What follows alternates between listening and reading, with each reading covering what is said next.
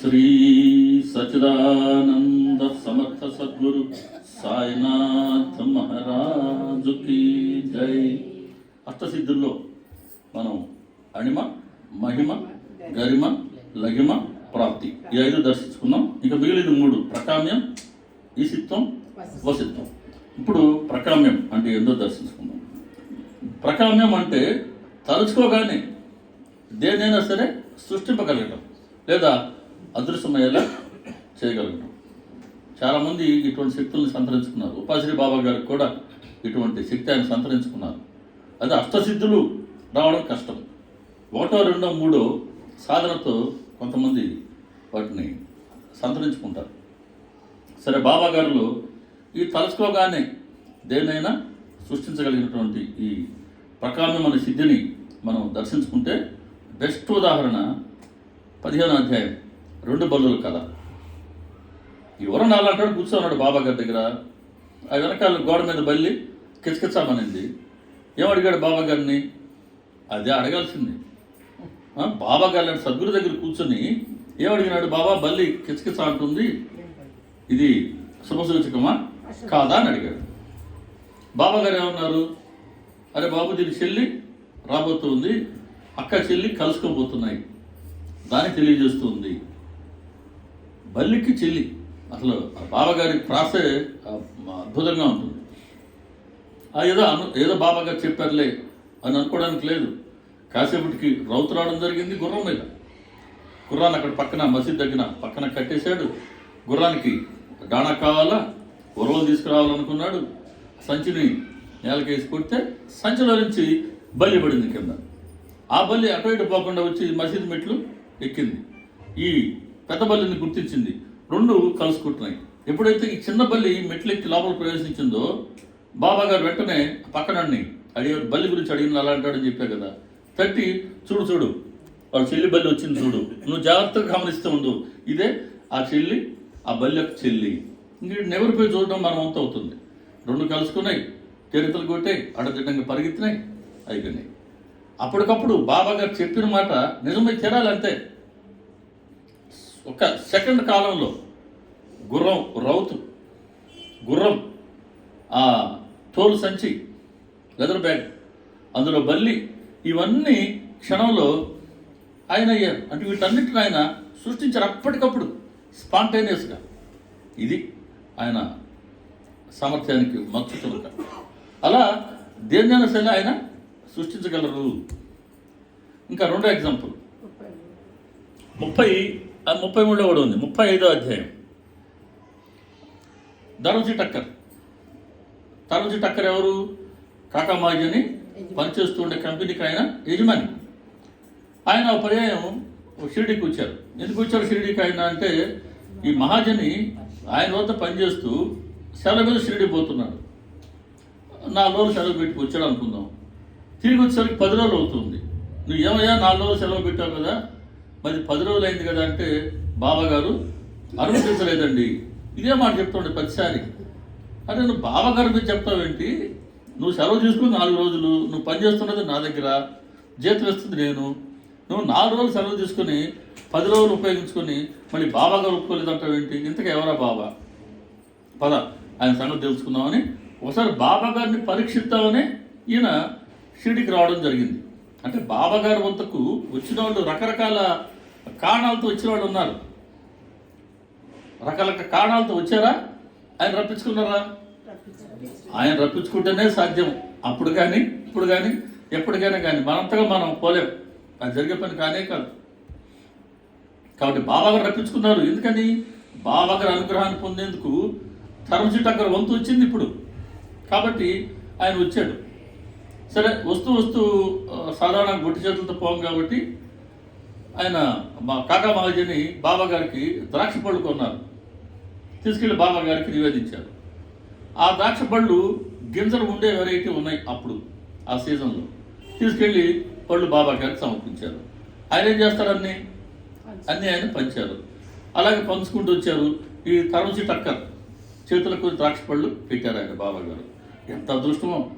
భగవంతుడు ఆ శరీరంతో ఉంటే ఆయన చేతి స్పర్శతో మనకు వస్తున్నటువంటి ఆ ప్రసాదం దొరుకుతుంది. అది అంత సులువా? మనకు దొరకలేదా? మనకు దొరకలేదా? దొరికింది ఏ రూపంలో? సచ్చరిత్ర ఆయన ఉచ్చిష్టం. సచ్చరిత్ర ఆయన ఉచ్చిష్టం. ఏం బాధపడాల్సిన పని లేదు. ప్రసాదం అంటే శరీరం తినేది కాదు, మనసుకి ఇచ్చారు ఆయన. దీన్ని మనసుతో సేవించు, నీకు ఎంత కావాలో అంత అన్నారు ఆయన. యథేచ్ఛగా సేవించు, ప్రతిరోజు ప్రతి గంట సేవిస్తూనే ఉండి. ఎవరొద్దన్నారు? అపరిమితం, నువ్వు సేవించగలిగినంత.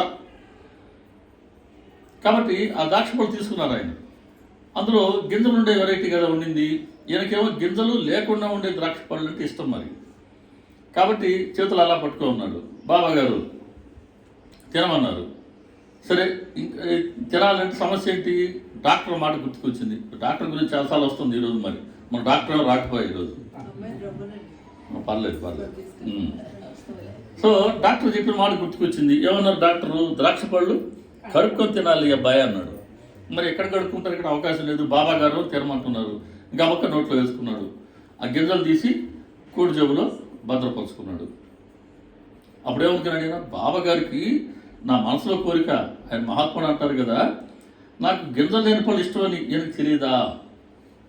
నాకు మరి గింజలు ఇష్టం లేదో తెలుసు కదా, అయినా ఇవేందుకు ఇచ్చారు అని అనుకున్నాడో లేదో, బాబాగారు మళ్ళీ వచ్చి కొన్ని పళ్ళు చేతిలో పెట్టాడు. ఇప్పుడు చూస్తే చేతిలో పట్టుకున్నాడు అవి. బాబాగారు కాస్త ముందుకెళ్ళి తినేయి అని సైన్ చేశాడు. ఇంకా బాబాగారు చెప్పినాక తప్పలా నోట్లో వేసుకున్నాడు. ఆశ్చర్యం, వీటిలో గింజలు లేవు ఇప్పుడు. మరి ఆ ద్రాక్ష పళ్ళు కొనుక్కొచ్చుకుందే వీళ్ళు. ఒకే వెరైటీ ఉన్నాయి, అవి కొనుక్కొచ్చారు. కొనుక్కొస్తే ముందు ఇచ్చిన పళ్ళనేమో గింజలు ఉన్నాయి, ఇప్పుడు ఇచ్చిన పళ్ళల్లో గింజలు లేవు. కొన్ని పళ్ళు ఏమైనా మారినాయి అనుకుంటే కాదు, అన్నీ మనం తెచ్చిన పళ్ళే ఉన్నాయి. ఈ పక్కన వాళ్ళని అడిగాడు, ఈ పక్కన వాళ్ళని అడిగాడు, వాళ్ళకి రెండోసారి ఇచ్చిన వాటిల్లో కూడా గింజలు ఉన్నాయి. ఈయన ఒక్కడికే గింజలు లేవు. అంటే బాబాగారు ఏం చేశారు? ఈయన మనసులో మాటకి ఆయన స్పందించారు. అంటే బాబాగారు మహాత్ములైతే నాకు గింజలు లేని పళ్ళు ఇష్టం తెలుసు కదా, గింజలు రొట్టి ఎందుకు ఇస్తున్నారు అనుకున్నాడు కదా. ఇదిగో నేను గింజలు లేని పళ్ళు ఇచ్చాను, తిను. అంటే నేను ఎవరిని? మహాత్ముడినే అని ఆయన చెప్పకనే చెప్తున్నారు ఆ సమాధానం. అట్లా మరి గింజలుండే పళ్ళలోంచి గింజలు లేకుండా ఎలా చేశారు? అదిగో ఈ సిద్ధే ప్రకామ్యం అనే సిద్ధి కారణం. అదేవిధంగా అధ్యాయం 28లో మనం చూస్తే ఈయన మన లక్ష్మీచంద్ షిరిడీకి వస్తున్నారు. లాల్ లక్ష్మీచంద్ సరే షిరిడీకి ప్రయాణం అవుతున్నాడు. బాబా గారు స్వప్న దర్శనం ఇచ్చాడు. పక్క రోజు హరికత్కి వెళ్ళాడు, దాసగణ గారి హరికత్కి. అందులో ఆయన బాబాగారు చిత్రపటం ఉంచారు. ఆశ్చర్యపోయాడు. ముందు రోజు ఎవరైతే నాకు సాధువు అయితే దర్శనం ఇచ్చారో అదిగో అవే రూపురేఖలు, అవే అవయవాలు అన్నీ అలాగే ఉన్నాయి. ఈయనే కదా నాకు స్వప్న దర్శనం ఇచ్చిందని. హరికథ అయిన తర్వాత దాసగణని అడిగాడు, అయ్యా ఈయన ఎవరని. షిరిడి సాయిబాబా అని చెప్పారు ఆయన. సరే ఎంత త్వరగా వెళ్ళి ఆయన దర్శించుకుందామా అని అనుకున్నాడు లక్ష్మీచంద్. ఇప్పుడు మనకి షిరిడి సులువు అయిపోయింది. మనం టక్కని టికెట్ కొట్టేసుకుంటున్నాం, రాను పోను వెళ్ళిపోతున్నాం. ఇప్పుడు చాలా కష్టంగా ఉందండి. ఇంతకుముందు 4 నెలల ముందు టికెట్ తీసుకుంటున్నాం. అప్పుడు ఎవరికి పెద్దగా ప్రోగ్రామ్ ఫిక్స్ అయి ఉండేది కాదు. ఇప్పుడు 61 రోజుల ముందే టికెట్ కొట్టాలా. 61 రోజుల ముందే టికెట్ కొట్టాలి. ఇప్పుడు 2 నెలల ముందే టికెట్ కొట్టాలా. చాలా కష్టంగా ఉంది. 6 నిమిషాల్లో మన కాశీకి పోవాలి టికెట్లు. 6 నిమిషాలు వెయిటింగ్ లిస్ట్ పడిపోయినాయి. 6 నిమిషాలు 24 మంది టికెట్లు కావాల్సిన వాళ్ళు. ముగ్గురు పోయాం, నేను నరసింహారెడ్డి వాళ్ళ అబ్బాయి ముగ్గురు పోయాం. తలా ఒక కౌంటర్లో నిలబడ్డాం. వాళ్ళని ఏదో బతులు ఆడుకున్నాం. 23 టికెట్ కన్ఫర్మ్ అయినాయి. ఒక్క టికెట్ వెయిట్ లిస్ట్లో పడింది. 6 నిమిషాలు వెయిటింగ్ లిస్ట్ ఫినిష్. అంతకుముందు ఎప్పుడు లేదు ఇట్లా. సో ఇంకా టికెట్లు మనం బుక్ చేసేది జరిగే పని కాదు. విజయ్ కుమార్, నువ్వు నాకు అది రాలేదు ఇది రాదు అనుకోవద్దు. టికెట్ వచ్చింది గొప్ప అంతే. సో పాత రోజులు కాదు. 61 రోజుల ముందే ఇప్పుడు మనం టికెట్ బుక్ చేసుకోవాలి. ఇప్పుడు సులువు అయిపోయింది. అప్పుడు షిరిడీకి ఎలా పోవాలో తెలియదు. ఆలోచిస్తుంటే శంకర్రావు రాత్రి వచ్చాడు, తలుపు తట్టాడు. షిరిడి పోతున్నాను వస్తావా అన్నాడు. సరే ఇద్దరు కలిశారు, షిరిడీకి వచ్చారు. దారిలో బాబాగారు భయం చేసుకుంటూ వచ్చారు. దారిలో ఉండేవాడిని బాబా గారి గురించి అడిగాడు. బాగానే ఉంది, బాబా గారికి జామ పళ్ళు అంటే వాళ్ళు ఇష్టం అని చెప్పారు వాళ్ళు ఎవరో. కాబట్టి షిరిడీకి పోతూ పోతూ జామ పళ్ళు కొనుక్కెళ్దాం, బాబాగారు సమర్పిద్దాం అనుకున్నాడు. ఈయన వచ్చాడు. నాలాంటి వాడు నిద్రమోహవాడు అనుకుంటా, నిద్రపోయింటాడు సమయానికి అక్కడికి వచ్చేసరికి. గోదావరి మీద కూర్చొని నిద్రపోయినాడు. మెలకు వచ్చేసరికి దాటిపోయినాం, ఎవరెవరు షాంపూలు పోయినాయి అనుకున్నాడు. తీరా చూస్తే జాంపూలు బాబా గారికి ఇస్తాం అనుకున్నాను, కానీ జాంపూళ్ళు అమ్మే దగ్గర చోటు దాటి ముందుకు పోయినాం. ఎట్లా ఇప్పుడు అనుకుంటే ముసలావిడ జాంపూలు బుట్ట నెత్తిన పెట్టుకుని టాంగా వెనకాల పరిగెత్తు వస్తుంది. ఇన్ని ప్రత్యేకతలో చూడండి. ఎవరో కాస్త యువతి వెనకాల పరిగెత్తుందంటే అర్థం చేసుకోవచ్చు, కానీ ఒక ముసలావిడ తలపై జాంపూలు బుట్ట పెట్టుకుని టాంగా వెనకాల పరిగెత్తు వస్తుంది. టాంగా అంటేనే గుర్రం కాస్త స్పీడ్గానే పోద్ది కదా, దాని వెనకాల పరిగెత్తు వస్తుంది. సరే ఆపాడు, చూస్తే జాంపళ్ళు. నేను జాంపళ్ళు మర్చిపోయాను, జాంపళ్ళు వచ్చాయి అనుకున్నాడు. ఇంకా జాంపళ్ళు తీసుకున్నాడు, ఏరుకో తీసుకున్నాడు బాబాగారు సమర్పిద్దామని. మరి వచ్చిన ఆవిడ ఏమన్నా వ్యాపారం చేసుకుని ఆమె అయితే వెళ్ళిపోవాలి కదా. ఆమె ఏమనింది, అయ్యా నువ్వు జాంపళ్ళు తీసుకున్నావు కదా, ఈ మిగిలిన పళ్ళన్నీ నా తరపున బాబాగారికి సమర్పించు. కాబట్టి ఆ ముసలావిడ ఎవరు, జాంపళ్ళు బుట్టెక్కడిది, జాంపళ్ళు ఎవరు, అదిగో మనసులో సంకల్పించుకున్నాడు కదా బాబాగారు సమర్పించాలని. కొరత ఉండని కూడా ఆయన. ఇది మనం గమనించాల్సింది ఇక్కడ. మనం ఒక మంచి సంకల్పం మంచిదైతే దాన్ని నెరవేర్చే బాధ్యత బాబాగారిది 100%. సంకల్పించుకున్నారు, మర్చిపోయాడు, కానీ మనం మర్చిపోయినా ఆయన మర్చిపోరు. మనం మరపులో ఉంటాం, ఆయన ఎరుకులో ఉంటాం. అది తేడా ఆయనకి మనమేమో జీవాత్మనం, ఆయనేమో పరమాత్మ. మనకు శరీరం ఉపాధి, ఆయన ప్రపంచమంతా ఆయన ఉపాధి. మనలో అసలు నేను వేరు అనుకుంటాం, ప్రతి దగ్గర మనం డిఫర్ అవుతూనే ఉంటాం. ఆయన అట్ట కాదు, ప్రతి ఒక్కరితో కూడా ఆయనకి ఏకాత్మతే. ఆయన ఎవరిని ఆయన అన్యంగా భావించడు, మనం అందరినీ అన్యంగానే భావిస్తాం. ఇది ఆయనకి మనకున్నటువంటి తేడా. కాబట్టి మనసులో సంకల్పించుకున్నాడు లక్ష్మీచంద్, మర్చిపోయాడు, కానీ బాబాగారు ఆ సంకల్పాన్ని నెరవేర్చారు. కారణం ఏంటి, ఆయనే పిలిపించుకున్నాడు, స్వప్న దర్శనం ఇచ్చాడు, తాము ఎవరో తెలియజేశాడు హరికథలో. ఇప్పుడు ఆ భక్తుడిని తమ సన్నిధికి రప్పించుకుంటున్నాడు. మనసులో కొరత ఉండనివరైనా. కాబట్టి ఆ ముసలావిడ ఆయన అయినారు, ఆ బుట్ట ఆయన అయ్యారు, జాంపళ్ళు కూడా ఆయన అయ్యారు. ఇలా తలుచుకోగానే ఆయన సృష్టించగలగటం మనం ఈ అధ్యాయంలో మనం దర్శించుకున్నాం. అలా బాబాగారిలో ప్రకామ్యం అనే సిద్ధి ప్రకటమైంది. ఈ తర్వాత ఈసిత్వం పేరులోనే ఉంది. ఈసిత్వం అంటే దైవత్వాన్ని కలిగి ఉండటం. ఈశ అంటే దేవుడు, పరమేశ్వరుడని, భగవంతుడని. ఆ భగవంతుడి తత్వాన్ని కలిగి ఉండటం ఈసిత్వం. అంటే భగవంతుడు తత్వాలంటే ఏంటయ్యి, ఏముంటే భగవంతుడు అంటాం? ఆయన సర్వజ్ఞులు అయి ఉండాలి, సర్వవ్యాపి అయి ఉండాలి, సర్వాంతర్యామి అయి ఉండాలి, సర్వ సమర్థులు అయి ఉండాలి. ఇవన్నీ ఆయన ఆ శక్తులన్నీ ఆయన ఉంటే ఆయన భగవంతుడు అని అంటాం. రకరకాలుగా బాబాగారు ఈ మధ్య ఎవరెవరో మాట్లాడుతున్నారు, మళ్ళీ ఒక 2 నెలల నుంచి అనుకున్నారు బాబాగారు దేవుడు కాదని, అదని ఇష్టానుసారం కామెంట్స్ చేస్తూ ఉంటారు. వాళ్ళకి తెలియదు పాపం, అంతే. దూరం నుంచి వస్తున్నారు సాయిబాబాని, పిచ్చి పిచ్చి మాట అనుకుంటున్నారు. కానీ ఆయన దగ్గర కూర్చుంటే తెలుస్తుంది ఆయన ఎవరని. దూరం నుంచి ఏం చూస్తాం, ఏం తెలుస్తుంది ఎవరి గురించి అయినా? ఒకరితో కలిసి దాదాపు 10-12 ఏళ్ళు మన సహవాసం చేస్తేనే వీళ్ళు ఎటువంటి వాళ్ళని మన మనసు గ్రహిస్తుంది. ఒక రోజులో గ్రహించగలమా? చాలా కష్టం. తెలుసు అనుకోవడం చాలా భ్రమ. కాబట్టి ఇక్కడ ఈసిత్వం అంటే బాబాగారిలో ప్రకటమైనటువంటి దైవత్వం, సర్వజ్ఞత్వం, సర్వవ్యాపకత్వం, సర్వాంతర్యామిత్వం. చాలా ఉన్నాయి. సచరిత్ర మొత్తం చెప్పుకోవచ్చు కదా. దీని గురించి మనం ఇటు చెప్పుకోవాలనుకుంటే. సో చాలా టూకీగా చెప్పుకుంటే, మొదటిది సర్వజ్ఞత్వం. సర్వజ్ఞత్వం అంటే ఏంటి? భూత భవిష్యత్ వర్తమానాలు స్పష్టంగా ఆయన ఎరిగి ఉండటం, తెలుసుకుని ఉండటం, మనకు తెలియచేయటం. అధ్యాయం 2 చూద్దాం. అధ్యాయం 2 సచరిత్రలో ధబోల్కర్, ఆయన హేమడ్ పంత్ కాల అప్పటికి, ధబోల్కరే. ఆయన షిరిడీకి వచ్చారు. తొలి రోజే బాబాగారి దర్శనార్థం వచ్చాడు. వెళ్ళి వాడాలో వెళ్ళారు, బాబాగారిని ధూళి దర్శనం చేసుకున్నారు. వచ్చి వాడాలో కూర్చున్నారు. వాడాలో కూర్చున్నప్పుడు 5-6 మంది చేరితే ఏమవుతుంది? ఏదో ఒక చర్చ ఏదో ఒకటి మాట్లాడుకుంటాం మనం. సో ఆ రోజు చర్చ దేని మీద పోయింది? స్వయం కృషి గొప్పదా లేకపోతే భగవంతుడు గొప్పవాడా, అసలు గురువుని ఎందుకు ఆశ్రయించాలి, మన పని మనం చేసుకుంటున్నాం కదా అని ఈ రెండు అంశాల మీద చర్చ జరిగింది. బాగా తీవ్రంగా జరిగాయి వాదాపవాదాలు, మామూలు జరగలేదు. కొన్ని గంటల పాటుగా జరిగాయి.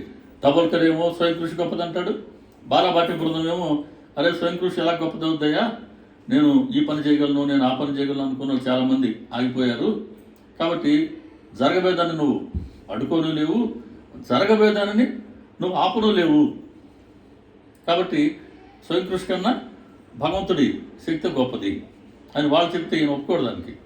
తర్వాత గురువుని ఎందుకు ఆశ్రయించాలి అనే దగ్గర జరిగితే మన పని మనం సమర్థవంతంగా చేయగలిగానే చేసుకుంటే చాలదా, దీనికి మళ్ళీ వేరే గురువు ఉండన్నా ఎలా చేయి అలా చేయి అని చెప్పాలన్నా అని ఈయన వాదించారు. వాళ్ళు ఏమన్నారు, లేదు గురువు లేకపోతే నువ్వు ఏదైనా చదువు, ఏ వేదమైనా చదువు, శాస్త్రమైనా చదువు, నీకు కేవలం దొరికేది పుస్తక జ్ఞానం మాత్రమే. కానీ నువ్వు దాన్ని అధిగమించి నువ్వు మోక్షాన్ని పొందాలి అని అంటే గురువుని ఆశ్రయించి తీరవలసిందే అని వాళ్ళు చెప్తారు. ఈయన చెప్పిన దానితో వాళ్ళు ఒప్పుకోరు, వాళ్ళు చెప్పిన దాన్ని ఈయన ఒప్పుకోరు. మొత్తం మీద ఒక 4-5 గంటల పాటుగా ఈ వాదోపవాదాలు జరిగాయి. సరే దీనివల్ల ఏం పొందారు ఆయన హేమడ్ పంతు? ఆయన అక్కడ రాస్తాడు, ఇన్ని గంటల పాటు చర్చలు జరిగినాయి, వాదోపవాదాలు జరిగాయి, చివరకు నాకు ఏం మిగిలింది అన్నాడు ఆయన, అశాంతి. వాదోపవాదాల వల్ల చివరికి పొందేది ఏంటి? అంతే కదా, అదే పొందాడు ఆయన. సరే అందరూ కలిసి మసీదుకి వెళ్ళారు. మసీదుకి వెళ్ళగానే బాబా ఏమన్నారు, మసీద్ ఏమో ద్వారకామాయి మసీద్, ఇది జరిగిందేమో దీక్షిత్వాడ అనుకుంటా. దీక్షిత్వాడ నేను 1910లో పోయాడు. దీక్షిత్వాడ పూర్తి ఉండొచ్చు, సాటేవాడ. దీక్షిత్వాడ పూర్తి కాల, సాటేవాడలో కూర్చున్నారు, మాట్లాడుకున్నారు. ఈ బాబాగారు వద్దకు వెళ్ళేసరికి బాబాగారు ఏమన్నారు, వాడలో ఏం జరిగింది, దేని గురించి వాదన పోట్లాట ఎందుకు, ఈ హేమాద్రి పంతు ఏమంటున్నాడు అనేసరికి మొట్టమొదటి రోజే అది మసీదులో తొలి దర్శనం ఈయనకి అన్నాసాహెబ్ దబోల్కర్కి. బాబాగారి వైపు చూపిస్తూ ఈ హేమాద్రి పంతు ఏమంటున్నాడు అని అన్నారు. ఇదేమో జరిగిందండి, నాకు విచిత్రంగా గుర్తుకొస్తూ ఉంది. తెలుగు లెక్చరర్ అమ్మ మాకు జి సుబ్రహ్మణ్యం అని, ఆయన ముందు వైపు నుంచి రాకుండా డోర్లో ఇంటర్మీడియట్ ఫస్ట్ ఇయర్లో వెనక నుంచి వస్తున్నాడు. ఆయన నల్ల అద్దాలు పెట్టి మనిషి టిప్ టాప్గా వస్తున్నాడు. నేను ఇట్లా చేస్తా కదా, ఏం అద్దాలు అయ్యా వెళ్ళి ఆ మాట చెప్పాడు ఆయన, ఏమో ఏ అద్దాలు అయ్యా అన్నాడు. ఫస్ట్ రోజే ఇంకా అయిపోయాను, నేను అమ్మ దొరికిపోయానే అనుకున్నాను. అట్లా హేమాద్రి పంత్ కూడా దొరికిపోయాడు బాబాగారు వద్ద. తర్వాత నాకు ఆయన మంచి ఫ్రెండ్ అయినాడు, వేరే సంగతి. మళ్ళీ వాళ్ళ అబ్బాయి కూడా నాకు మంచి ఫ్రెండ్ అయింది. వాళ్ళ అబ్బాయి నా స్టూడెంట్ అయినాడు. తర్వాత అప్పుడు చెప్పాను, అన్నాను మీ నాన్నగారు ఇట్లా అన్నాడు నన్ను అని చెప్తూ నవ్వుకుంటూ ఉంటాం. సరే అవన్నీ కాలేజ్ డేస్. సో ఇక్కడ హేమాద్రి పంత్ గారు మొట్టమొదటి రోజే బాబాగారి దృష్టిలో ఈ హేమాద్రి పంత్ ఏమంటున్నాడు అంటే, హేమాద్రి పంత్ అనే మాట ఎందుకు వచ్చింది గుర్తు, ఆయన మహాపండితుడు, దక్షుడైనటువంటి ఒక మహామంత్రి. ఆయన్ను పోల్చాడు ఆయన్ని. అంటే నీకు అంత అర్హత అనుకున్నావా, గురువు అవసరం లేదంటావా, స్వయం కృషే గొప్పదంటావా, ఎదుటివాళ్ళు చెప్తే నువ్వు అంగీకరించవా అని, అంత సముద్రుడువా నువ్వు అని హేమాద్రి పంత్ ఏమంటున్నాడు అని అన్నాడు. ఆయన మొట్టమొదటి ముద్దలోనే నాకు అది ఏకబడింది అన్నట్టుగా చెప్తారు ఆయన. కాబట్టి మొట్టమొదటి రోజే నా ప్రవర్తన అనుచితమైంది అంటారు. అలా ఇక్కడ జరిగిన విషయాలు బాబాగారికి ఎలా తెలిసాయి, ఎవరు చెప్పారంటే ఆయన సర్వజ్ఞులు, ఆయన చెవి, ఆయన కన్ను లేని చోటు ప్రపంచంలో ఎక్కడ ఎప్పుడు ఏది ఉండదు, లేదు. అదే మంచి ఎగ్జాంపుల్ మనకు. అది బాబాగారిలో ఉండే సర్వజ్ఞత్వాన్ని మనం దర్శించుకోవాలి అని అంటే, ఇప్పుడే మనం చెప్తున్నాం లక్ష్మీచంద్ గురించి. ఈయన దారిలో వస్తూ శంకర్రావు వెనక కలిసి చక్కటి భజనలు చేశారు. పక్కన వాళ్ళ గురించి బాబాగారి గురించి చెప్పమన్నారు. ఈయన కూడా షిరిడి దారి ఖర్చులు కానీ అప్పు చేసి మరి షిరిడి ఖర్చులు తెచ్చుకున్నాడు ఈయన, ఎవరు లక్ష్మీచంద్. ఇది బాబాగారు చెప్తారు, సాలే రాస్ते में भजन करते दूसरे आदमी को पूछते, क्यों दूसरे आदमी को पूछना, सब कुछ अपने आंखों से देखना, सच्चा है या झूठ, अपना सपना करो, अपना सवाल आरती కాదు కరో చూడండి అది 28వ అధ్యాయం. सच्चा या झूठ है सपना करो, అదంతా అయిపోయింది, లాస్ట్లో ఉన్నాను నేను. झूठा है सच सपना करो,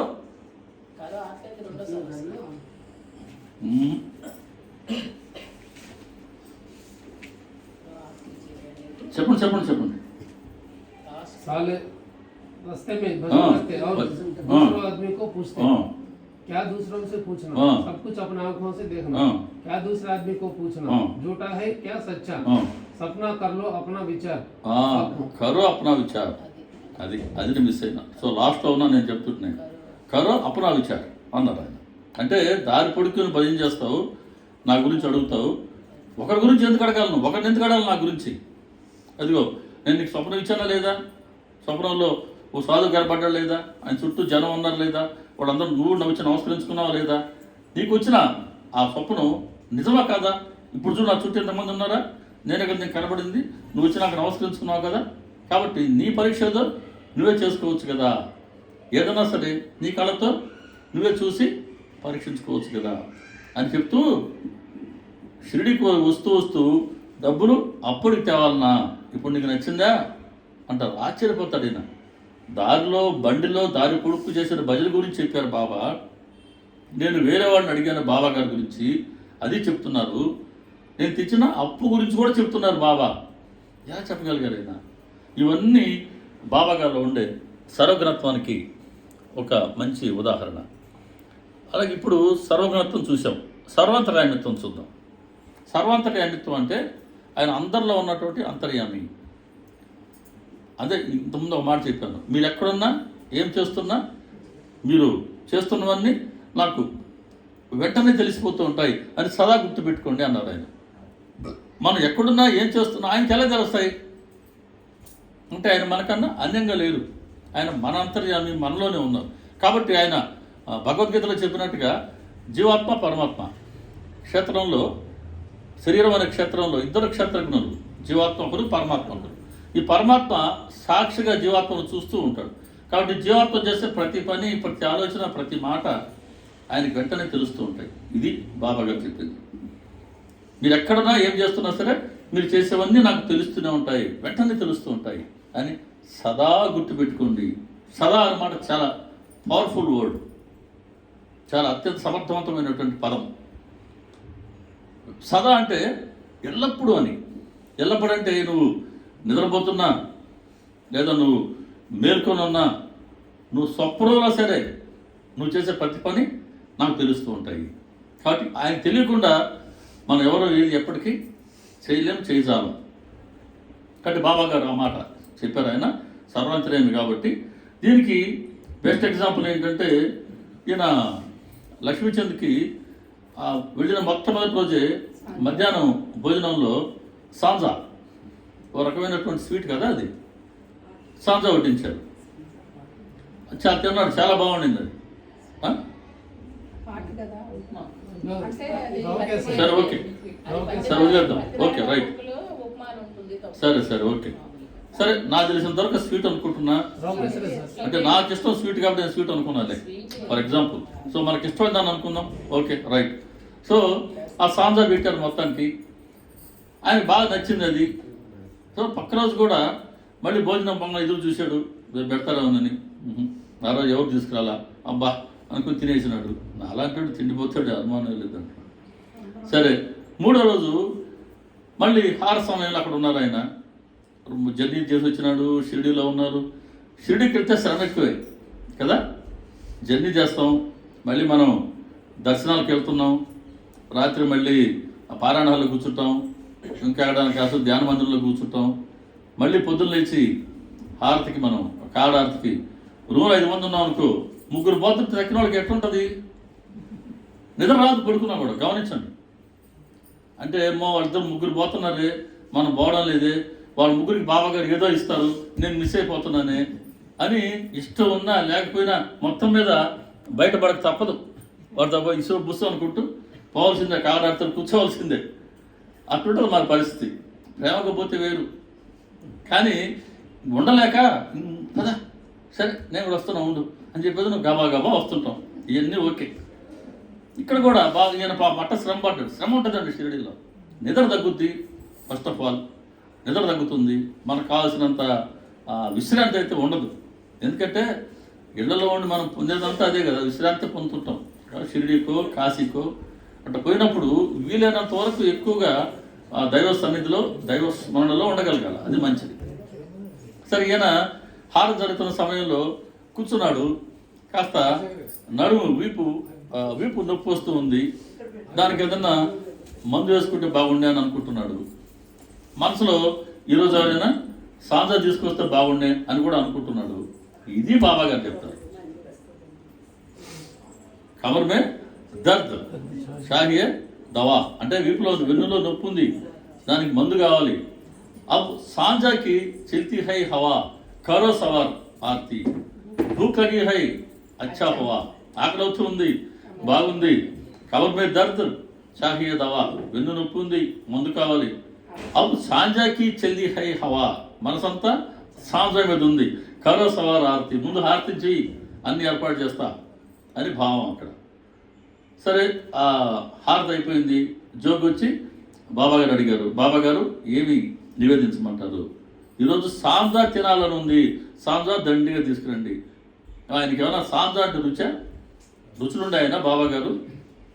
మరి బాబాగారికి చపాతి అంటే ఇష్టం, బాబాగారు వంకాయ కూర అంటే ఇష్టం అని మనం పెడుతున్నావా లేదా? పెడుతున్నాం. మనకిష్టం అవన్నీ అని ఆయన మీద చెప్పేస్తే పోయా బాబాగారికి ఇష్టం అని. కాబట్టి ఈయనకి కానీ ఎవరికి ఇష్టం ఇప్పుడు ఇది సాంజా? లక్ష్మీచంద్రకి ఇష్టం. కాబట్టి తన భక్తుడి మనసు ఏదుందో అంత సూక్ష్మంగా గమనిస్తారు ఆయన. అది ఆయన గొప్పతనం. ఎవరికి ఏది కావాలో అది ఇస్తారండి, అందులో అనుమానం లేదు. ఎవరికి ఏది కావాలన్నా ఖచ్చితంగా ఇచ్చి తీరుతారు ఆయన. కాకుంటే ఇచ్చే ముందు పుచ్చుకునే వాళ్ళ అర్హతను పరీక్షించి వారు భరించగలిగినంతే ఇస్తాను.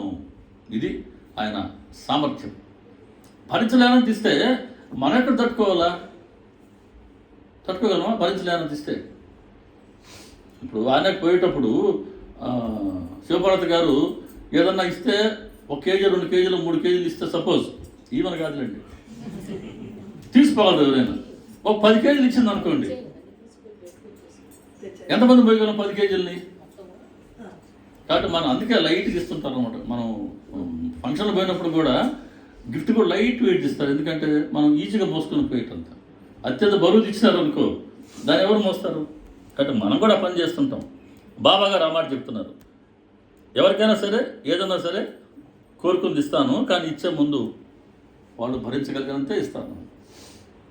ఇక్కడ లక్ష్మీచంద్ర మనసులో వచ్చిన ప్రతి భావాన్ని బాబా గారు తెలియజేశారే ఆయన సర్వాంతరాయత్వాన్ని అది సూచిస్తూ ఉంది. మనం ఇంకో ఎగ్జాంపుల్ చెప్పుకోవాలంటే కూడా ఇంతకుముందు చెప్పుకున్నాం. ధర్మశ్రీ టక్కర్ మనసులో భావాలకు అనుగుణంగా బాబాగారు మళ్ళీ వెనక్కి వచ్చి బాబాగారు ద్రాక్షపళ్ళు పంచడం మనం ఆల్రెడీ చెప్పుకున్నాం. అదేవిధంగా దాము అన్న 25వ అధ్యాయం. దాము అన్న వ్యాపారం చేయాలనుకున్నారు. ఆయన మిత్రుడు ఒక లేఖ రాశారు ఆయనకి, ఇద్దరం కలిసి ప్రతి వ్యాపారం చేద్దాం, చెరుకు ₹1,00,000 మిగిలిపోతాయి, మంచి అవకాశం ఇది, వ్యాపారం ప్రారంభిద్దామని ఆయన లేఖ రాశాడు. ఈయన వ్యాపారం చేద్దాం వద్దా అనేది సరిగ్గా మనం తెలిసిన వాళ్ళం కాదు కాబట్టి బాబా గారికి లేఖ రాశారు. ఎవరి పేరిట? నెగిటివ్ మార్కులు. శ్యామ పేరిట లేఖ రాశారు. శ్యామ తీసుకొచ్చి బాబా గారి దగ్గర అది పెడతారు. శ్యామ ఏంటి హడావుడి, ఏంటి చీటీ అన్నారు ఆయన. చూడు శ్యామాన్ని చూడు 25వ అధ్యాయం. ఏంటి హడావుడి, ఇదిగో మా అక్కే చెప్తుంది కదా లక్ష్మణ్. ఓకే. సో ఏంటి శ్యామ హడావుడి అన్నాడు. సేట్ ఏదో మీకు లేఖ రాశాడు. ఏం ఆలోచిస్తున్నాడు? ఆకాశాన్ని అంటుకోవాలనుకుంటున్నాడా? చూడు అంటే తీసి చూస్తే అదే ఉంది. ఇది ₹1,00,000 వ్యాపారం ఆదాయం వచ్చే ఒక ప్రతిపాదన అయితే వచ్చింది. వ్యాపారం చేయమంటారు వద్దా? నాకైతే విషయం తెలియదు కదా, బాబా గారు అనుమతిస్తే వ్యాపారం చేస్తాను. ఈ మాట రాశాడు. అయినా బాబా ఈ లేఖలు ఏముందో మీకు తెలుసు కదా, నన్ను మళ్ళీ చదువని ఎందుకు అడిగినట్టు? ఆ చదువు చూడండి, ఇద్దరి మధ్యలో ఉన్న చదువు. అది శ్యామకి బాబా గారి మధ్యలో ఉన్న బంధం. నీకు తెలుసు కదా అన్నీ, నన్ను మళ్ళీ చదవమని ఎందుకు అడిగినావు అంటే, అరే శ్యామ, నేనేదో చూచింది చెప్తుంటానంతే, నేను చెప్పినంతా నిజమని ఎందుకు అనుకుంటావు అంటే ఎంత తగ్గించుకుంటారో చూడండి. ఆయన్ని సర్వజ్ఞులు అయ్యండి, 3 త్రికాలాలు ఆయన సమస్తం తెలిసి ఉండి, అరే శ్యామ నా మాట నిజమని ఎందుకు అనుకుంటావు, నీకు తెలిసింది ఏదో ఊరికే తోచింది చెప్తుంటాను. ఆయన తోచింది చెప్తారా? ఆయన చెప్పిన ప్రతి మాట అక్షరం అక్షరం సృష్టి ఉన్నంత వరకు సత్యమవుతాయి.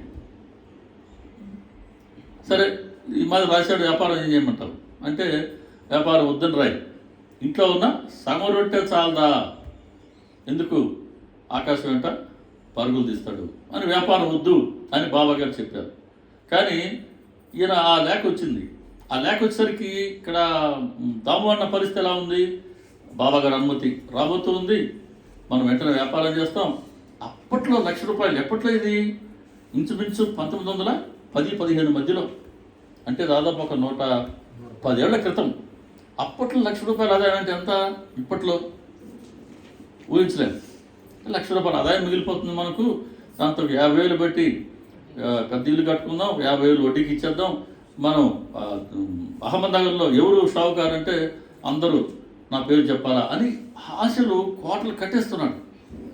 కానీ బాబా గారు ఇచ్చారు సలహా, వ్యాపారం వద్దు. ఇప్పుడు ఎట్లా ఉంటుంది? నేను మనసు వచ్చే డబ్బు అంతా పోయింది అనుకున్నాడు. అబ్బా, నేను బాబా గారికి లేఖ రాయడం చాలా పొరపాటు అయిపోయింది, అబ్బబ్బా వడ్డించిన విస్తరణ నేను కాలదనుకున్నట్లయింది అనుకుని బాధపడ్డాడు. శ్యామ చివరిలో ఒక మాట రాశాడు, నేను అడిగితే మాట చెప్పారు బాబా, మీరు స్వయంగా వచ్చి మీరు కనుక కలిస్తే ఎట్లుంటుందో చూడండి అనేసరికి ఎక్కడో మళ్ళీ కాస్త ఆశ వచ్చేసాడు.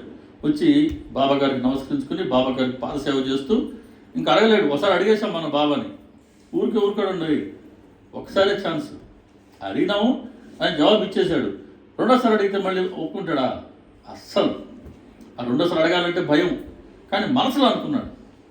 సర్వంతరేమి కదా బాబా, దానికి బెస్ట్ ఎగ్జాంపుల్. మళ్ళీ ఇంకొకటి ఉదాహరణ, మనసులో అనుకున్నాడు, బాబా దీనికి అనుమతి ఇచ్చి మీరు కనుక వ్యాపారం ప్రారంభింపజేస్తే వ్యాపారంలో వచ్చే లాభంలో కొంత భాగం నేను మీకు ఇస్తాను.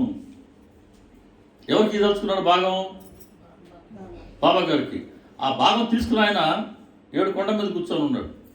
ఆయన పోయి చెప్పచ్చు, మనం ఇది వ్యాపారం చేస్తున్నాం, పర్మిషన్ ఇస్తామని, దీంట్లో 10% నీకనంటే ఆయన రా అంటాడు, తీసుకుంటాడు. ఆయన అవతారం వేరు. కానీ సద్గురువు అటువంటి కోరికల్ని నశింపజేసేందుకే అవతరించాడు.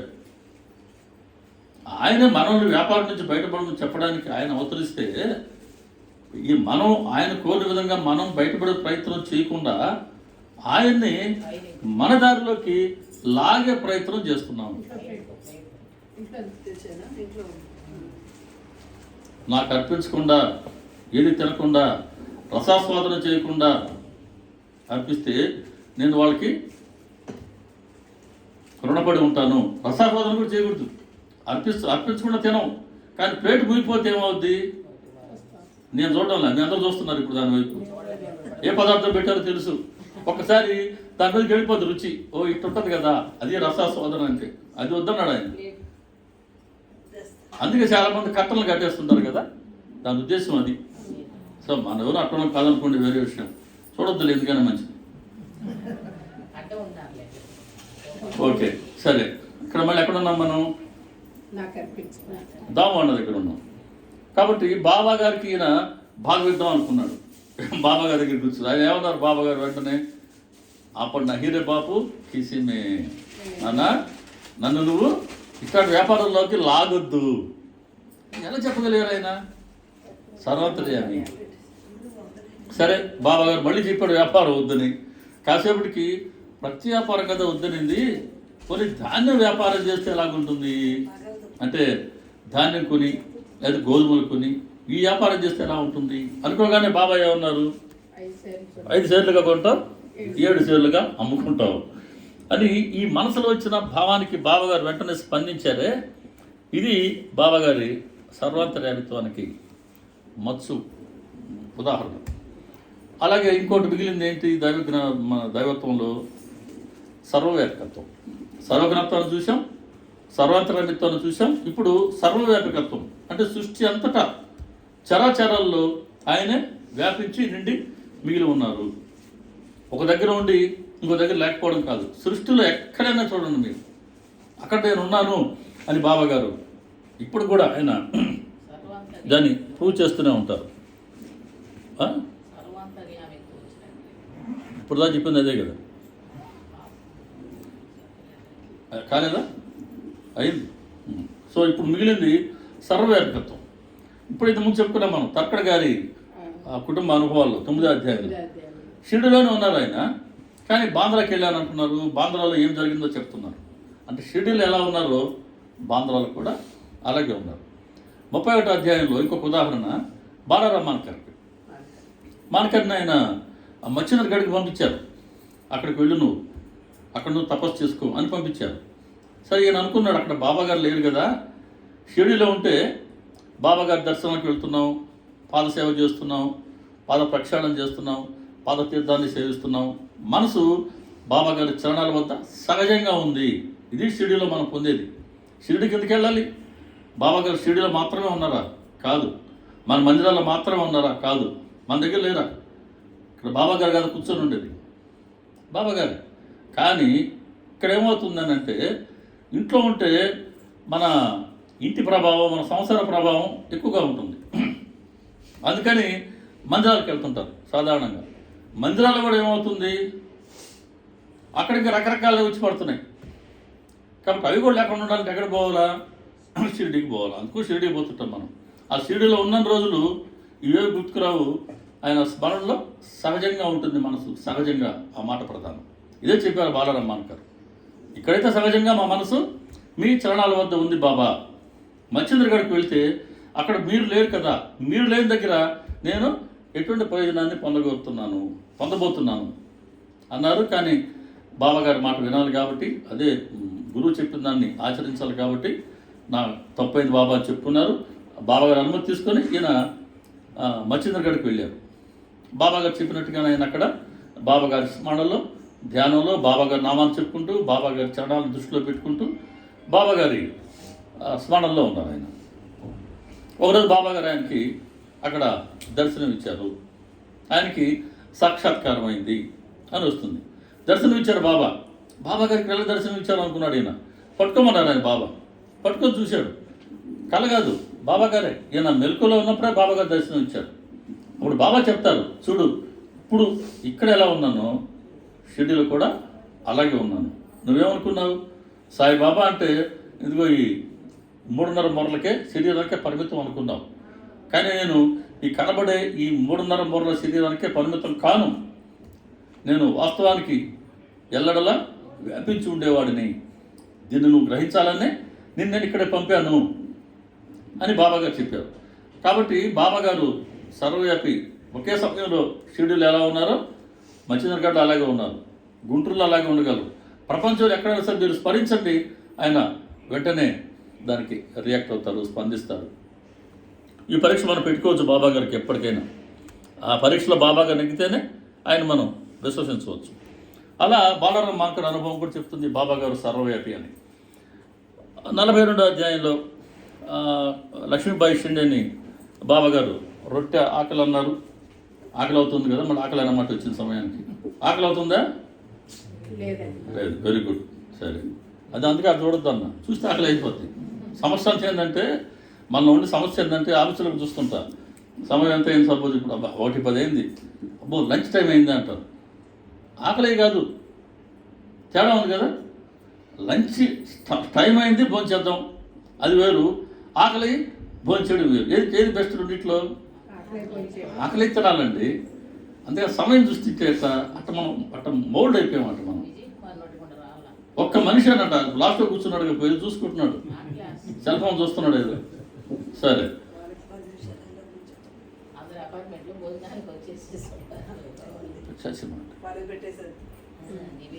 ఎవరికి ఏది కావాలో ఇచ్చేయాలమ్మా, ఆపకూడదు ఇది కానిచ్చేమనండి. ఎక్కడున్నాం? లక్ష్మీబాయి నేను బాబాకి ఆకలిగా ఉందన్నారు. వెళ్ళి ఆ ఇంటికి హడావుడిగా వెళ్ళి రొట్టె కూర పచ్చడి తీసుకొచ్చింది, విస్తరలో ఉంచింది, బాబాగారి ముందు ఉంచింది. బాబాగారు ఏం చేశారు, ఆ విస్తరణ మొత్తాన్ని అక్కడ ఉండే ఒక కుక్క ముందు ఉంచారు. కుక్క తినేసింది. ఈవిడ బాధపడింది, ఇదేంటి బాబా మీరు ఆకలిగా ఉందన్నారు, నేను పోయి చేసి తీసుకొచ్చాను, కాస్తైనా మీరు తినలేదే, మొత్తాన్ని ఆ కుక్కకి ఇచ్చారేంటి అంటే బాబాగారు ఏమన్నారు, ఆ కుక్కలో ఉన్న ప్రాణం నాలో ఉన్న ప్రాణం ఒకటే, దానికి నాకు ఆకలి ఒకటే, కానీ అది ఆకలి అని చెప్పలేదు, నేను చెప్తూ ఉన్నా. అది లంచ్ టైం అయింది. అది మనిషి అనంట ఆకలి కాకుండా తింటాడంట. సృష్టిలో ఏ ఇతర జీవి కూడా ఆకలి అయితేనే తింటదంట. అది మనకు ఇతర జీవరాశికి ఉన్నటువంటి తేడా. సింహం అయితే ఒక ఎనిమల్ని చంపేస్తుంది కదా వేటాడి, తన ఆకలి ఎంతవరకు ఉందో అంత తింటుందంట. ఇంక శరీరం మొత్తం వదిలేసి వెళ్ళిపోద్ది. ఇంక దాని తర్వాత వచ్చి నక్కలు తింటుంటాయంట. కాబట్టి సింహం చెప్తుంటారు, ఎంత వేటాడినా తన ఆకలి మేరకే తింటుంది, ఆకలి అయితేనే వేటాడుతుందంట. మన సమయం చూసుకొని మనం అలవాటు పడిపోయాం, దాన్ని మనం ఇంకా ఏం చేయలేం. బాబాగారు అన్నమాట చెప్పారు, ఆ కుక్క తింటే నేను తిన్నట్టు కాదా, ఆకలితో ప్రాణాలు విరవలలాడుతూ వ్యాకుల పడేవారు కనుక ఆహారం అందిస్తే అది నాకు అందించినట్లే, ఈ నా వచనం సర్వత్ర ప్రమాణం. కాబట్టి కుక్కలు కూడా తమే ఉన్నారు అంటే బాబాగారి సర్వవ్యాపకత్వాన్ని ఇంకొక ఉదాహరణ చెప్తున్నాను ఇక్కడ. సరే, దాసగణ గారి సవాస పరిషత్తు గురించి అక్కడ చెప్పడం, అన్నిట్లో భగవంతుడే ఉన్నాడు అని చెప్పడం 20 అధ్యాయాలు మనం దర్శించుకున్నాం. ఇక్కడ ఇంకో మంచి ఎగ్జాంపుల్ ఏంటంటే బాబాగారి సర్వవ్యాపకత్వానికి దేవుడు ఉన్నాడు లేడంటారు మేము. ఆ గ్రంథంలో ఆ సాయి సదానంద గారి ఒక అనుభవం. అప్పట్లో బాబాగారికి ఒక ఆజ్ఞ ఇచ్చారంట, ఆయనకి ప్రసాదాన్ని నివేదించు అని వచ్చింది ఆయనకి ఆ రోజు ఆజ్ఞ. సరే, ఎవరికో చెప్పారు, వాళ్ళు ఎవరు లడ్డూలు తీసుకొచ్చారు తయారు చేసి, లడ్డూలు ఒక డబ్బాలో వేసుకున్నారు. ఈయన మసీద్కి వచ్చాడు. సరే, బాబాగారికి ఆయన లడ్డూలు డబ్బాని నివేదించారు. అప్పటి వరకు ఆయన బాబా దగ్గర సేవ చేస్తున్న ఒక వ్యక్తి కొండాజీ పేరు ఎక్కడైనా వచ్చిందా మన సచరిత్రలో? ఎక్కడ వచ్చింది? పతాకాలు 6వ అధ్యాయంలో. రైట్. అప్పుడు మధ్యలో చిన్న చిన్న పరీక్షలు పెడుతుండాల మన మెమరీకి. అప్పుడు చిన్న చిన్న టెస్టులు. ఆ డబ్బాని బాబాగారి చేతిలో ఉంచగానే ఆయన ఏం చేశారు, డబ్బాని తీసి కొండాజీకి ఇచ్చేశారంట. వీళ్ళు ఆశ్చర్యపోయింది. అంటే బాబాగారు ఏం తీసుకోవాలి, ఇక్కడ కూడా కొండాజీకి ఇచ్చేశారు. ఇప్పుడు బాబా అన్నారంట, లడ్డూలు తీసుకొచ్చారు బాగానే ఉంది, కానీ దారిలో నా గురించి ఏమి పట్టించుకోకుండా ఊరికే డబ్బాని చప్పుడు చేసుకుంటూ వచ్చారు. లడ్డూలు తీసుకొచ్చారు బాగానే ఉంది, కానీ దారిలో నా గురించి ఏమి పట్టించుకోకుండా డబ్బాను పట్టుకొని చప్పుడు చేసుకుంటూ వచ్చారు అన్నారు. ఈ మాటకు అర్థం కాల. బాబాగారి మాట ఇలాగే ఉంటాయి, సరిగ్గా వెంటనే అర్థం కావు. కానీ కాస్త మనం ఆలోచిస్తే అప్పుడు బాబాగారి మాటలో ఉన్న అంతరార్థం ఏంటో మన మనస్సు గ్రహిస్తుంది. వాస్తవానికి ఏం జరిగింది, ఇలా ప్రసాదం తీసుకొని వస్తుంటే దారి పొడుక్కి వెనకాల కుక్క వస్తూ ఉందంట. స్మెల్ పట్టేసింది, ఆ లడ్డూలు స్మెల్. ఈయన దానికి పట్టించుకోవాలి. ఈయన పాటికి వచ్చి బాబాగారికే సమర్పిస్తే అది నివేదన అనుకున్నాడు. కానీ బాబాగారు ఏం చెప్పారు, అందులో కూడా ఉన్నది నేనే, కాబట్టి దారి పొడుక్కి నన్ను పట్టించుకోలేదు, కానీ ఇక్కడ తీసుకొచ్చి నాకు నివేదన అంటావా? కాబట్టి ప్రతి సమస్త జీవరాశిలోనూ ఆయనే వ్యాపించి ఉన్నారు. దీన్ని మనం గ్రహించగలగాలి. దోమని అటు అనుకోగలమా? దోమని, ఇంత చిన్న జీవి, అటు అనుకోగలమా? కంటికి కనబడితే ఒప్పుకోగలమా? దోమను కొట్టాలా, బ్యాట్తో కొట్టాలా, చెత్తో కొట్టాలా? నిద్రే పట్టదు కదా. మరి బాబాగారు ఆ దోమలో బాబాగారు లేరా? ఉన్నారు, కానీ శరీర ధర్మం తప్పదు. ఎందుకంటే దోమ కాటు ఎంత ప్రమాదకరమో మనం సొసైటీలో చూస్తూ ఉన్నాం. అలెగ్జాండర్ లాంటి చక్రవర్తి చనిపోయింది దేనివల్ల? శత్రు వల్ల కాదు. ఈ శత్రురాజు ఏం చేయాల? దోమకాటు మలేరియా వచ్చింది, ఫినిష్. దోమకాటు అంత ప్రమాదకరం. కాబట్టి మన జాగ్రత్తలో మనం ఉండాల్సిందే. ఇది బాబా గారిలో ప్రకటమైనటువంటి ఈసిత్వం, దైవత్వం. ఇంక చివరిది వసిత్వం. పేరులోనే ఉంది, వశం చేసుకున్నారు అంటుంటారు. వసిత్వం అంటే ఎవరి మనసునైనా అదుపు చేయగలగటం, ఇది వసిత్వం అంటే. అంటే సాధారణంగా మనందరం కూడా బాబా గారి సంకల్పాన్ని బట్టే మన ప్రవర్తన ఉంటుంది. ఆయన మన మనసుని ఆయనకి ఆ సంకల్పానికి తగినట్టుగా మన మనసును ఆయన మలుచుకుంటారు. ఉదాహరణ 33వ అధ్యాయం చూద్దాం. మైనతాయి ఎక్కడున్నామే, ఏ ఊరు అది? జామ్నేర్. జామ్నేర్లో ఉంది. మైనతాయి నానాసాహెబ్ చంద్రకర్ వాళ్ళ అమ్మాయి ప్రసవేదన పడుతూ ఉంది. బాబా గారిని ప్రార్థించింది, బాబా నన్ను కాపాడండి అని. సరే, బాబా గారు ఈ అమ్మాయి ప్రార్థన విన్నారు. ఎక్కడి జామ్నేర్, ఎక్కడి షిరిడి, ఈ ప్రార్థనని బాబా గారు ఆలకించారు. అందుకే మనం చేశారు, బాబా గారు సర్వవ్యాపి. ఆయన కన్ను, ఆయన చెవి లేని ప్రదేశం కూడా కాదు, చదరపు మిల్లీమీటర్ కూడా ప్రపంచంలో ఎక్కడా ఉండదు, అవకాశమే లేదు. అమ్మాయి చేసిన ప్రార్థనని బాబా గారు ఆలకించారు. బాబా గారు అమ్మాయిని రక్షించాలనుకున్నారు. వెంటనే రామ్గిరి బువా, అక్కడ ఉండే షిరిడీలో ఆ సమయంలో ఉన్నటువంటి ఒక సాధు, ఆయనకి ఖాందేశ్లో ఉండేవాళ్ళు ఆయన ఊరికి వెళ్ళాలని ఆలోచన కలిగింది. వచ్చి బాబా గారిని దర్శించుకొని బాబా గారికి పాద నమస్కారం చేసి, బాబా మా ఊరికి వెళ్ళేందుకు అనుమతిని ఇవ్వండి, మీ ఆశీర్వాదం ఇవ్వండి, ఊరి ప్రసాదాన్ని ఇవ్వండి అన్నారు. సరే, మీ ఊరికి వెళ్ళు, సంతోషంగా వెళ్ళిరా. పోతు ముందు జామ్నేర్ వెళ్ళు, నానాసాహెబ్ చంద్రకర్ ఇంటి వద్ద ఆగు, వాళ్ళ క్షేమ సమాచారాలు కలుసుకో, తర్వాత నీ ఇంటికి సాగు. లాంగ్వేజ్ చూడండి, ఆ భాష చూడండి, ఆ పద ప్రయోగం చూడండి. నాకు భలే ఇష్టం మణిమ గారి గ్రంథంలో ఉండే ఆ భాష, ఆ పద ప్రయోగం. ముందు నానాసాహెబ్ చంద్రకర్ ఇంటికి వెళ్ళు, అక్కడ ఆగు, వాళ్ళ క్షేమ సమాచారం కలుసుకుని నువ్వు ముందుకి సాగు, ఆగు సాగు. Beautiful language. ఆ మణిమ గారి తపస్సు మామూలు తపస్సు కాదు. మరి అప్పుడు ఎందుకు అనిపించింది ఆయనకి వాళ్ళ ఊరికి వెళ్ళాలని? అన్ని రోజులు ఎందుకు అనిపించలేదు అంటే, బాబా గారికి ఊరిని మైనతాయికి పంపాలి అని ఆయన సంకల్పించుకున్నారు. వెంటనే ఆయన మనసులో వచ్చిన భావానికి అనుగుణంగా ఈ రామ్గిర్ బువా మనసులో ఈ సంకల్పం కలిగింది. అది వసిత్వం. మన మనసును ఆయన అలా వశపరుచుకొని ఆయన సంకల్పాన్ని తగినట్టుగా మనల్ని ప్రవర్తించేలా చేస్తారు. అది కూడా ఆయన గొప్పతనం కోసం కాదు, భక్తుడిని కాపాడుకోవడానికి, లోక కళ్యాణం కోసమే బాబా గారు ఇప్పటివరకు ప్రదర్శించిన సిద్ధులన్నీ కూడా ఏ ఒక్కటి కూడా ఆయన గొప్పతనం కోసం చేసుకుంది కాదు. ఒక ఆయన పేరు చెప్పడం కానీ నేను ఆయనకి ఎటువంటి హిప్నటిజం అంటారు దీన్ని మన సైంటిఫిక్గా చెప్పాలంటే. మనసులో ఆయన కాసేపు ఆయన అధీనంలో ఉంచుకోగలడు. పేరు చెప్పనా? నిత్యానంద. గుర్తొచ్చాడా? అదో మా లక్ష్మణ్కి నవీన్సుడు. అందుకే నేను పేరు చెప్పలా. ఆయన రాజు మీద కూర్చొని ఉంటాడు, ఆయన ముందుట మనుషులు కూర్చొని ఉంటారు, ఊగిపోతుంటారు. ఎందుకు ఊగిపోతారో మనకు అర్థం కాదు. అది కాసేపే. అది మనసులో ఆయన అవసరపరుచుకునే సిద్ధి ఆయన దగ్గర ఉంది. దానికి మార్గాలు ఉన్నాయి, కొన్ని తాంత్రిక విద్యలు ఉన్నాయి. ఎలాగోలా వాళ్ళు సంపాదిస్తారు, దాన్ని అలా ప్రదర్శిస్తారు. దాంట్లో వాళ్ళు ఏదో చెప్తారు. ఆ వశీకరణలో ఉన్నప్పుడు వాళ్ళ మనసులో ఏదుందో దానికి తగ్గట్టుగా వీడు చెప్తుంటాడు. సరే, అవన్నీ ఎందుకు సాగుతాయో మనకు తెలియదు, దానివల్ల వాళ్ళు ఏం ప్రయోజనం పొందుతారో అంతకన్నా కూడా తెలియదు. అలా రామ్గిరి బువాకి బాబా గారు అటువంటి ఆ సంకల్పాన్ని కలిగించారు. ఆయన జామ్నేర్ వెళ్ళారు, ఊదిని ఇచ్చారు, ఆ అమ్మాయిని కాపాడారు బాబా. అది బాబా గారిలో ఉండే వసిత్వానికి ఒక ఉదాహరణ. అయితే ఇంకో ఉదాహరణ అధ్యాయం 2 మనం ఇంతకుముందు ప్రస్తావించుకున్నాం. అన్నసాహెబ్ దబోల్కర్ ఆయన హేమాద్రి పంత అయిన తర్వాత మసీదుకి వెళ్ళడం, బాబా గారు గోధుమలు ఆయన విసర్తి ఉన్నారు, గోధుమ పిండి విసిరారు ఆయన.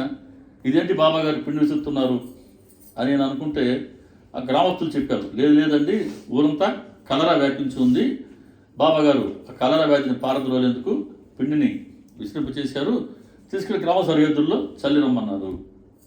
ఆ నలుగురు స్త్రీలు వచ్చి పిండి విసిరారు కదా, నలుగురిని తీసుకెళ్ళి ఆయన గ్రామ సరిహద్దుల్లో చల్లిరమ్మన్నారు గోధుమ పిండిని. వీళ్ళు చల్లి వచ్చారు.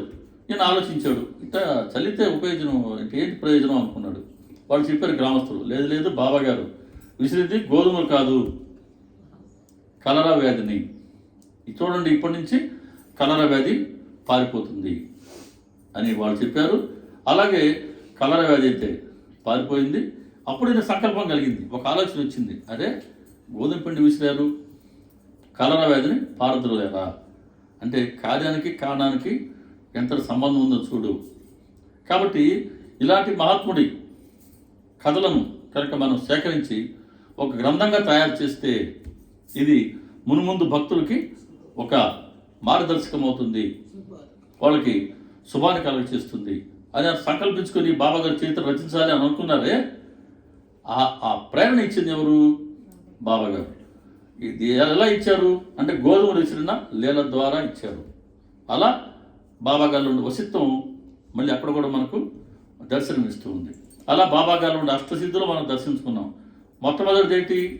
అణిమ, మహిమ, గరిమ, లఘిమ, ప్రాప్తి, ప్రకామ్యం, తర్వాత ఈసిత్వం, వసిత్వం. మరి ఇన్ని సిద్ధులు బాబా గారు ప్రదర్శించింది కేవలం భక్తుల కోసమే, లోక కళ్యాణం కోసమే. రామకృష్ణ పరమహంస గారు నరేంద్రుడిని అడిగారు, అంటే మన స్వామి వివేకానందని. ఆయన అప్పుడు నరేంద్రుడిగానే ఉన్నారు, వివేకానంద కాల. అంటే ఎందుకు ఆశ్రయించారు నరేంద్రుడు రామకృష్ణ పరమహంస గారిని అంటే ఆత్మ సాక్షాత్కారం కోసం ఆశ్రయించారు. ఒకసారి రామకృష్ణ పరమహంస గారు పంచవటి వద్దకు తీసుకెళ్ళి నరేంద్రుడిని అడిగారు, నరేంద్ర, నా దగ్గర అష్టసిద్ధులు పొందాను నేను నా సాధనలో, నీకు అష్టసిద్ధులు కూడా నీకు ఇస్తాను తీసుకో అని అంటారు. ఆయన అడిగారు వెంటనే నరేంద్రుడు, అయ్యా నాకు దేనికి పనికి వస్తాయంటారు అష్టసిద్ధులు? నేను మీ దగ్గరకు వచ్చింది సాక్షాత్కారం కోసం కదా, అట్లా సాక్షాత్కారం చేసుకునేందుకు ఈ సిద్ధులు పనికి వస్తాయా అని అన్నారు. ఆయన ఏం చెప్పారు, ఆహా దానికైతే పనికిరావు, నువ్వు సాక్షాత్కారం చేసుకున్న తర్వాత అమ్మ నీ చేత చాలా కార్యాన్ని చేయాలనుకుంటుంది కదా, ఆ కార్యాన్ని నిర్వర్తించేటప్పుడు ఈ సిద్ధులు పనికొస్తాయి సుమా అన్నాడు. అప్పుడు ఏం చెప్పాలి అన్నా నరేంద్రుడు? అష్టసిద్ధులు ఇస్తానన్నాడు. ఒక సిద్ధి కాదు, 2 కాదు, 8 ఇస్తానన్నాడు. ఏం చెప్పాలి అయినా? నేనైతే తను ఇచ్చేసామనేనని ఎవరు చూడన్నా నా ఒక్కడికి ఇచ్చేయను అన్నాడు. కానీ ఆయన ఏమన్నారు, వద్దండి, నేను మీ వద్దకు వచ్చింది ఆత్మ సాక్షాత్కారం కోసం, భగవంతుడి దర్శనం కోసం. ముందు దర్శనం కానివ్వండి, తర్వాత చూద్దాం వీటిని అని అన్నారు. ఆయన అష్టసిద్ధుల కోసం ఆయన ఒకవేళ గురువు పరీక్ష పెట్టినా కూడా ఆయన వాటికి లోపడలేదు నరేంద్రుడు. కాబట్టి ఈరోజు మనం ఆయన గురించి గొప్పగా చెప్పుకుంటున్నాం. ఇంకొక మిత్రుడు ఉన్నాడు నరేంద్రుడికి. ఆయన కొంత ప్రయత్నంతో ఈ అష్టసిద్ధుల్లో ఒక సిద్ధిని పొందాడు. అదే మనం చెప్పుకున్నామే అణిమ, సైజుని, శరీరాన్ని అనుసరించి తగ్గించుకోవడం, ఎక్కడ కావాలో అక్కడ ప్రకటన కావడం, ప్రాప్తి చెప్పుకున్నాం కదా. ఇవి ఆయనకి ఆ 2 ఆయన సిద్ధులను పొందాడు. పొందిన తర్వాత రామకృష్ణ పరమహంస గారు చెప్పారు, వాటికి నువ్వు పాల్పడద్దు, దెబ్బతింటావు అని చెప్పారు. కానీ ఆయన వాటిని ఎంత చెడ్డగా ఉపయోగించుకోవాలో అంతగా ఉపయోగించుకొని భ్రష్టు పట్టిపోయాడు. కాబట్టి సిద్ధులు వాస్తవానికి మనలాంటి డ్యామేజ్ చేస్తాయి. అందుకే బాబా గారు ఎప్పుడు వీటి గురించి ఎక్కడ చెప్పలేదు. కానీ అటువంటి వాళ్ళు మాత్రమే వీటిని లోక కళ్యాణం కోసం మాత్రమే వాటిని ప్రదర్శిస్తారు. కాబట్టి బాబా గారు అవతరించిందే లోకం శ్రేయస్సు కోసం, భక్తుల శ్రేయస్సు కోసం, లోక కళ్యాణం కోసం. అటువంటి సమర్థులు మాత్రమే అష్టసిద్ధుల్ని సరైన రీతిలో వాళ్ళు ఉపయోగించుకోగలరు. సో ఇది బాబా వల్ల ప్రకటమైన అష్టసిద్ధులు అనే అంశం. ఇంకోసారి మనం సత్సంగంలో కలుసుకున్నప్పుడు బాబా గారి స్మరణ మేరకి ఇతరత్ర విషయాలు దర్శించుకుందాం. శ్రీ సచిదానంద సమర్థ సద్గురు సాయినాథ్ మహారాజ్ की जय. सर्वे जना सुखिनो भवन्तु, लोका समस्ता सुखिनो भवन्तु, समस्त सन्मंगलानि भवन्तु. ओम शांति शांति शांति. सर्वं श्री साईनाथार्पणमस्तु. ओम तत्सत्.